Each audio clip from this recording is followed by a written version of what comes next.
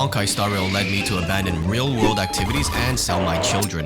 My wife divorced me because she caught me digging my face into my screen as I tried to measure Kafka's thigh gap with a ruler. Simultaneously, my girlfriend broke up with me because I prioritized spending all of my money on Himiko merchandise over our relationship. I was fired from my last job because they found 90 gigabytes of Hanya images on my hard drive and another 30 gigs of Blade images that I tried to hide on the company server. I sought a game for casual enjoyment, but instead it has turned me into a crack fiend dumpster diving degenerate so I can satisfy my hunger with used cigarette butts. That way, I can allocate my everyday living expenses to my newfound obsession with this game.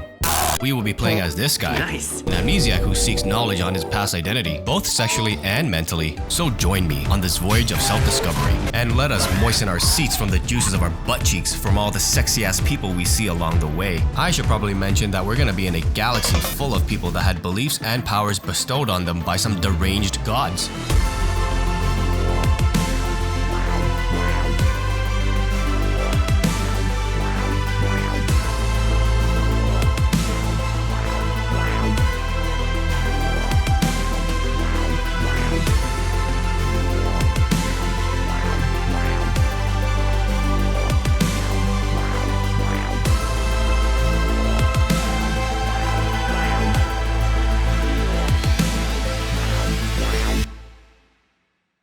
We are first brought to the Herpes space station. These are the guys who run it. These are the events that take place here. Kafka goes through a psychotic episode. You then wake up from a deep slumber because you get fisted by her. She then leaves you in the foster care of these guys because she doesn't have the financial stability to keep you. You guys eventually encounter a space lizard, but then you guys kick the cock out of it. Then it goes, oh shit. Upon taking this beam to the face, this is what you experience. Wake up, you stupid fuck. After that, Walt wakes you up by smacking you with his walking cane. Birthday Girl runs to catch you and asks, oh, will he be okay? No, he's gonna have erectile dysfunction. It happens. Let's go. It's okay, I have it too. And now you have ED going on a journey filled with hot women and men. To prepare for the journey ahead, you do a bunch of pointless shit that you feel will help you along the way. So you explore the station and take on tasks such as become God and create life forms, feed trash to the life forms, exploit the life forms by DMing pictures of them to your friends. It looks just like you. Become a dog.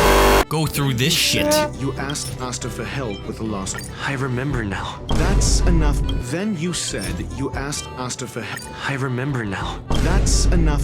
Then you said you asked Asta for help. I remember now. That's enough. What the Then fuck? you There's definitely more to all this craziness, and let's not forget you do all this with the power of God and anime. You will come across a bunch of weirdos. You are truly beautiful. What the fuck? Some may even join your party to help you. Although some of these characters give you a hand at times, they aren't always available. The only way for them to join you is if you bribe them by paying for their public transit. I'm rich. But there's a catch. It's all RNG. You may or may not get the character you want. Oh, I finally got Blade. Wait, what the f- Matter of fact, you may or may not get the weapon you want. You might even want a character but get cucked by getting a weapon instead. That's not Himiko. But holy shit, is this the screen that's most addicting to look at. Some characters are just complete ass, and some are just too damn good to let go. A friend of mine sacrificed his lunch for a whole week chasing Run Mei. Even though he spent that money, it wasn't enough to get her. So he brought his clown ass down to the subway asking children for spare change. Was it worth it? And no, I did not miss any car payments for a thick-thighed banjo lady, if that's what you're wondering.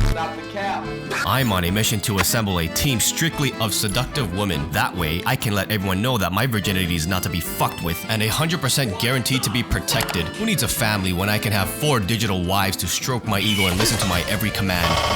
The developers sit back, laugh, and watch players make a hard choice between saving their jades to gamble or farm for materials. Or buy more jades. We are barely scraping by with the jades provided by dailies. Fear not, boy, cause I am here. No, don't listen to that. That was your anus talking. And it's full of shit. Actually, our luck has already been predetermined based on who has a better gaming chair. Now imagine the luck we would have on a toilet. If you pull enough of the same character, you can actually see them naked. And no, I'm not kidding. I hope you're not pulling specifically for the lolly characters. Ready to find the next treasure.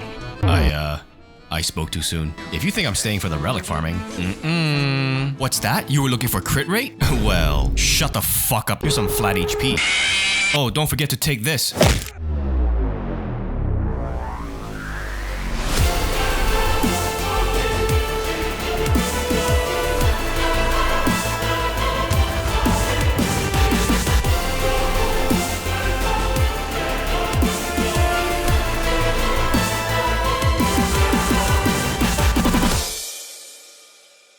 This place is actually Canada in the year 2040. The new tech companies in Toronto created AI robots sentient enough to fist strangers, kidnap people, sign adoption papers, and they even have traffic lights that will headbutt your anus. The people of this area experience discord and are divided. The overworld is dominated by affluent and cultured Tesla and BMW owners, while the underworld is inhabited by miners, bats, individuals struggling with substance abuse, and hot doctors. Healthcare is still free in Canada, but the doctors still treat you like dog shit and whip chalk at you for asking questions. Doctor, I'm bleeding through my anus. That's a hemorrhoid, you dumb fuck. Shut the fuck up. I didn't say anything. Just in case. It's pretty rough down here. People share everything. Drinks, bathwater, tampons, condoms, you name it. This place is overrun by shovel-wielding crackheads, and they will attack you. They're either really bold or fucking blind or something, because I have a goddamn scythe, and I'm here to kick dick and sniff ass. My unique team went on a mission to solve the mystery of an everlasting winter here. After proposing this service to the Supreme Guardian, she sent her daughter over to arrest us, which I fucking took personally. As a result, with our assistance, we had her forcefully replaced by her daughter, and that shit was poetic. While we were here, we met some pretty interesting people, like this head case over here. Every time she speaks, I get a fucking migraine. But I'm not complaining, she claps the cheeks of everything with that big ass fist. If you ever see a little Red Riding Hood looking girl, keep your ass away from her. Now I say this because her dad's a friggin' mobile suit, and if you like your anus intact, then I would suggest you stay away from his neighborhood, because he can read the brain signals from anyone and calculate whether they're up to no good or not. You ever see what happened to the last guy who touched her? What the fuck? Fuck that noise. Looks like Daddy Svarog is gonna give out broken noses when she's in high school. My only hope is that he buys her Crocs by then. And speaking of robots, I really can't wait for this guy's release. You should really stop playing with your food. By the way, there's also a girl that beats everything up with a guitar, and a guy who beats everything up with a guitar case? They also hooked me up with a sweet gig of stalking their sister in a winter forest. Seal.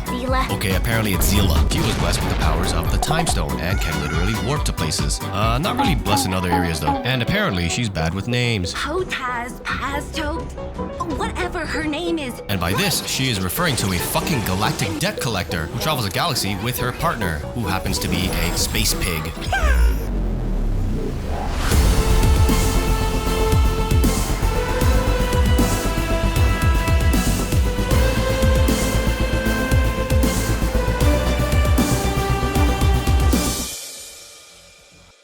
For our next stop, we make our way towards Xianzhou. Boy, there's a lot to cover. It's like the game company behind this dedicated most of their time and resources here. There was, of course, no specific reason for this. Unlike our previous adventure in the West, where people have normal names, we find ourselves in a place with people with not only interesting names, but also have variations of furries. We meet General Sex Boy, accompanied by a 16-year-old girl. Fuck you, I'm a dude, and I'm barely 12. And this father-daughter duel seems to be bringing in this sexy man of a dude for imprisonment. He goes, "Did you wash your ass today?" We are then tasked to hunt down Mommy. Daniel has wet dreams of the sexy man. Weird detail to throw in. After finding and doing battle with Kafka, she then shoots the sky for some reason. And what the fuck? Sailor Moon comes out to defend the sky's honor, and apparently she can see the future. Psychic! I don't know where those bullets are heading, but I'm starting to understand why there's been a bunch of starskiff accidents. She escapes, by the way, with the help of Blade. They're definitely sleeping with each other. I don't blame her, because I would too. Fast forward some topics, we fight a weird looking deer. This guy walks around with a corpse. Our favorite fox fairy was the traitor. Don't jump, kid, there's much more to life than that. We had Budget Daniel the whole time. Danny Boy and Blade tag team a miner. We defeat one of Tom Nook's Ravagers. Celestial Holy space. fuck, she's gonna end the world. Never mind. Anyway, she captures General Sex Boy. He thought he was gonna die, so he goes, "Yang Qing, you can have my credit score." But Daniel pulls up and says, "Not today, fucker." And we save the Lawfu from certain destruction. There wasn't really much else to do here other than going on a ghost hunt with this nutcase. And the leader of the ghosts happened to be an eyeball, who believes they can take on General Sex Boy in a child's body. But he ends up clapping the shit out of the child. Fuck you! I won't be covering Penacony for now, not until there's more content. Take them alone. But for now, thanks for sticking around and letting me destroy your ears with my mid-ass voice acting.